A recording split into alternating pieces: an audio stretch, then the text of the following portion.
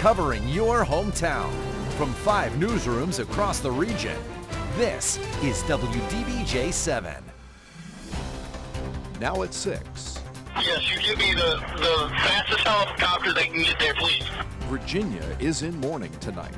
28-year-old Lucas Dowell, a state trooper, gunned down in the line of duty. You know, they put their lives at risk daily for us.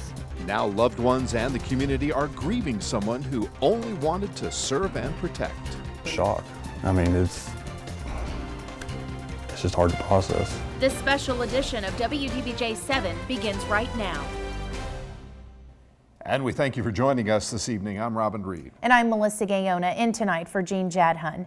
Our top story tonight, a Virginia state trooper was gunned down in the line of duty. It happened here at this home in Cumberland County, just outside of Farmville last night.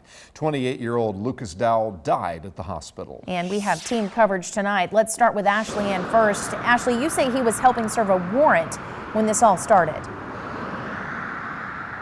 Melissa, Robin, that's right. It was part of a drug and gang task force operation that happened here in the Cumberland County community last night. And, you know, it was folks here in the Cumberland Road neighborhood where this happened that say they're just shocked that it could happen in their own area. 5232 Cumberland Road, all units respond. It was just before 10 when police raided this home Monday night. That's when police say state trooper Lucas Dowell was shot. If you have uniformed troopers still right to this scene, we can use these help with the security so that my guys can stand down. Trooper Dowell was rushed to the hospital where he eventually died. The operation was part of the regional drug and gang task force.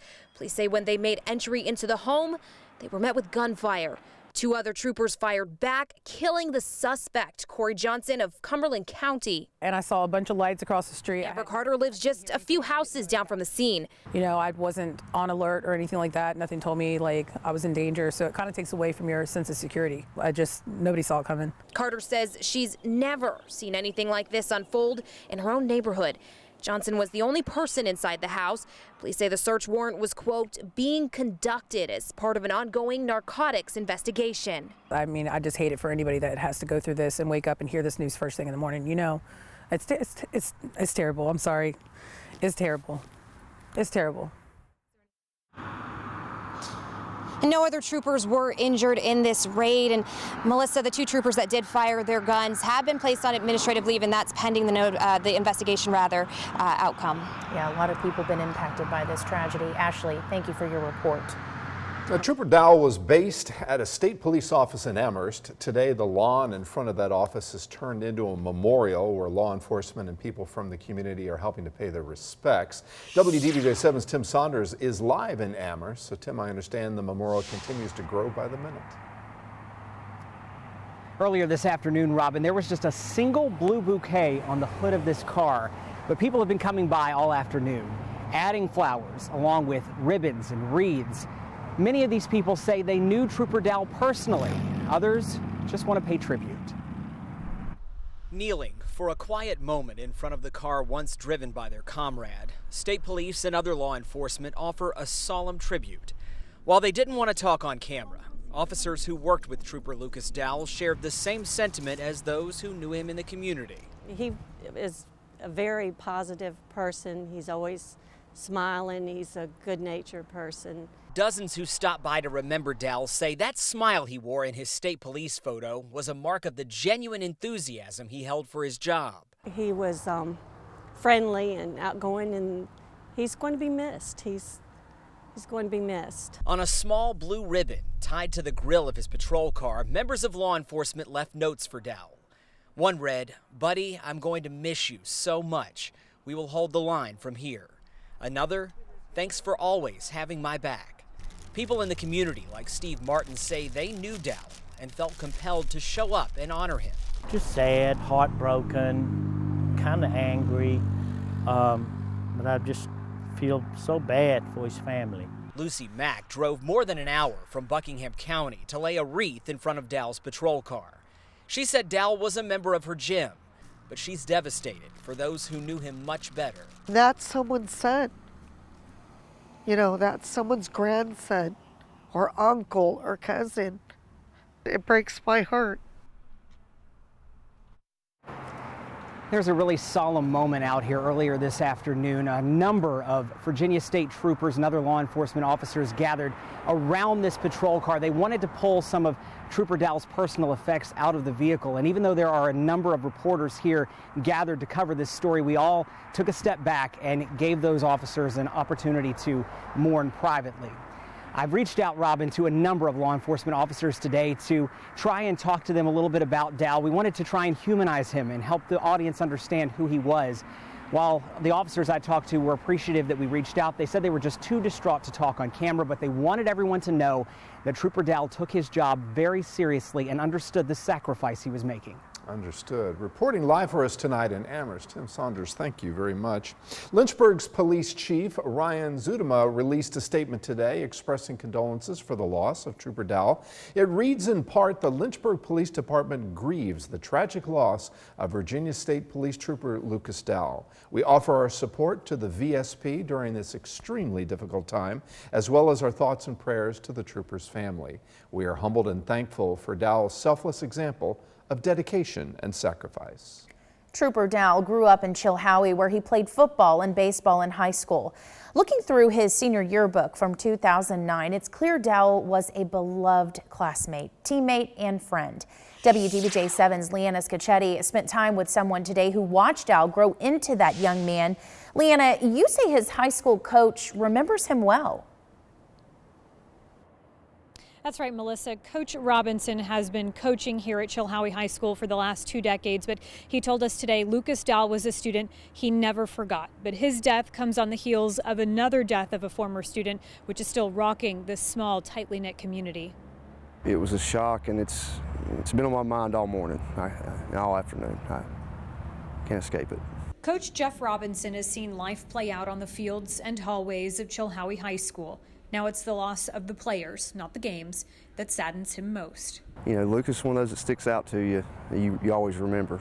Robinson coached a teenage Lucas Dowell in football and baseball, saying that while he was no exceptional athlete, he was an exceptional teammate. He had just a smile that light the room up, and such a great personality. Usually when you were around him, you were smiling, laughing yourself. Robinson remembers Dowell knowing from an early age that he wanted to pursue law enforcement.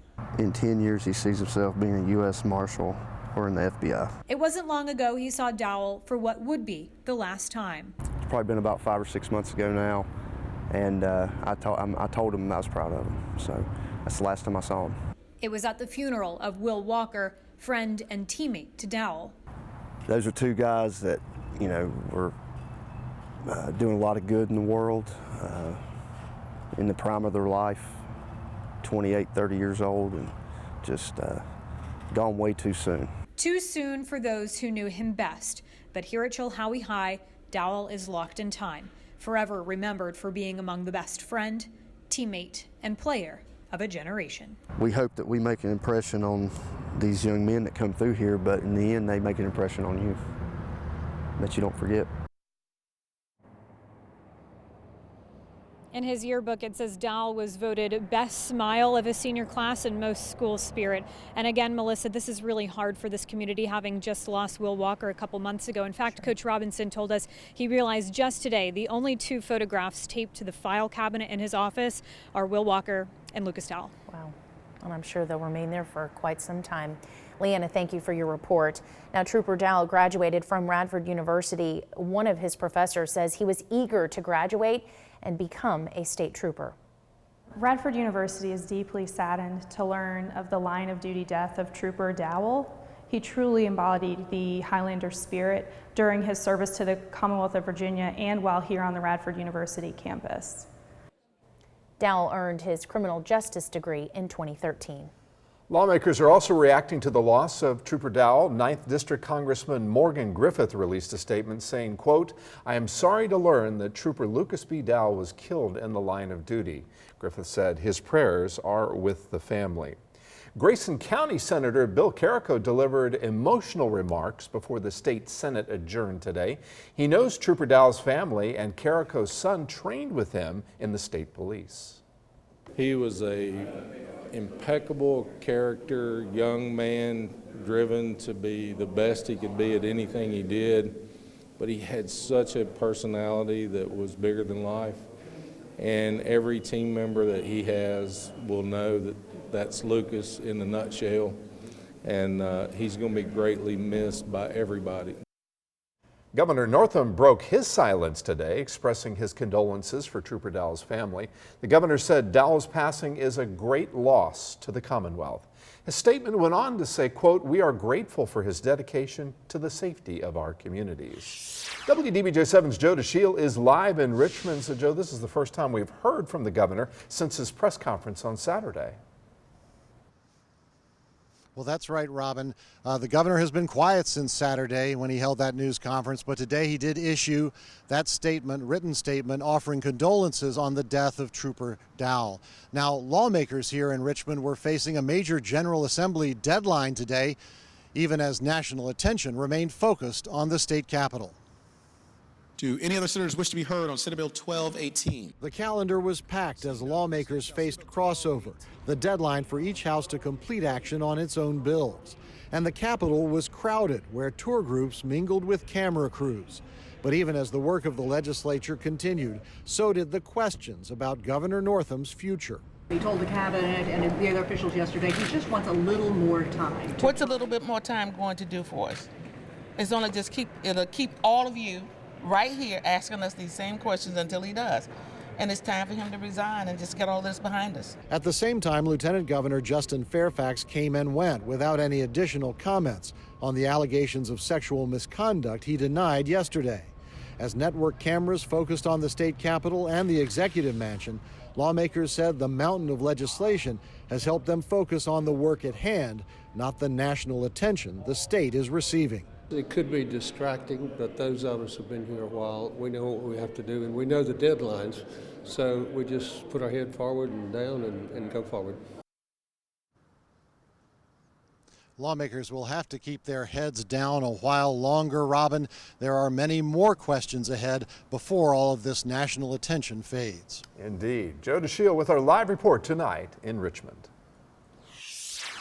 Let's take a break from the news, get to your hometown forecast. It was a sunny start to the day before those clouds started rolling in. Take a look at the sunshine and blue skies in Danville today, where we hit a record high of 75 degrees. The old record was set back in 2008 of 72, one of the only areas that hit a record high today. It was certainly a warm one. We've now cooled down to 63 in Danville, now at 61 in Roanoke, and 58 degrees in Blacksburg. We'll drop down into the 40s tonight. Kind of a cool start to your day tomorrow.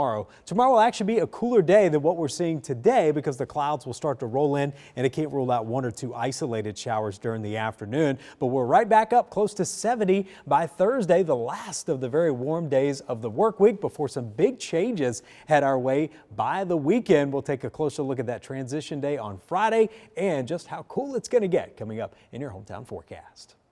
Brent, thank you. You're watching WDBJ7 at 6, and coming up, a look at the new badges for police in one hometown. Plus, why the warm weather is good for the maple crop.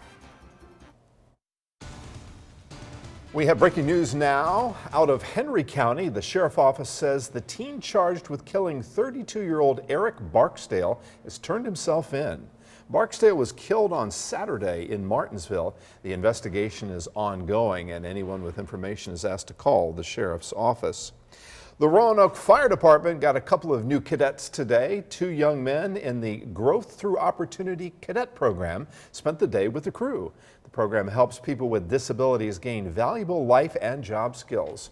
First responders also gain disability awareness training that helps them in the future real-world situations. In Lexington, the historical display at the police department is getting a new item. In the cabinet, there are uniforms and other relics, as well as badges used through the ages. The last one, with profiles of Lee and Stonewall Jackson, has been replaced on uniforms with a new badge showing the American and Virginia flags. As we redesigned the badge, we thought, okay, we're going to do a new badge. What's representative of everyone, law enforcement, community, and I think nothing binds us together more than the American flag.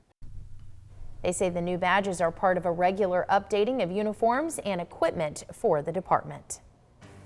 And we've got another warm day on the way tomorrow. Not quite as warm as what we saw today in the 70s, even record setting in Danville got into the 60s and Blacksburg lows in the 30s. It won't be that cool tonight, but we'll take a look at another record day that could be on the way by Thursday.